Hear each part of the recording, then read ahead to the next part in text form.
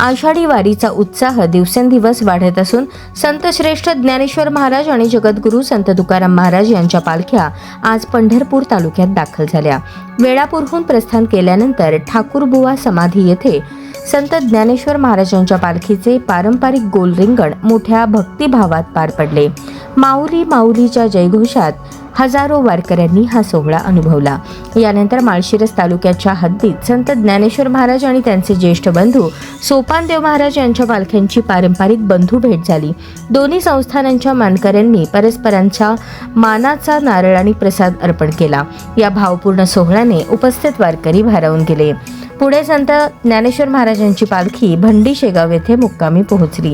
दरम्यान जगद्गुरू संत तुकाराम महाराजांची पालखी बोरगाव मार्गे तोंडले बोंडले येथे पोहोचली। येथे वारकऱ्यांनी तुका म्हणे धावा आहे पंढरीस विसावा या अभंगाच्या गजरात पारंपरिक धावा करत भक्तीचा अनोखा उत्सव साजरा केला। त्यानंतर पालखी पिराची कुरोली येथे मुक्कामी पोहोचली। पंढरपूर तालुक्यात संतांच्या दोन्ही पालख्यांचे आगमन झाल्यानंतर प्रशासनाच्या वतीने प्रांताधिकारी सचिन थापे, तहसीलदार सचिन लंगुटे आणि गटविकास अधिकारी अमोल जाधव यांनी पालख्यांचे स्वागत करून वारकऱ्यांचे अभिवादन केले।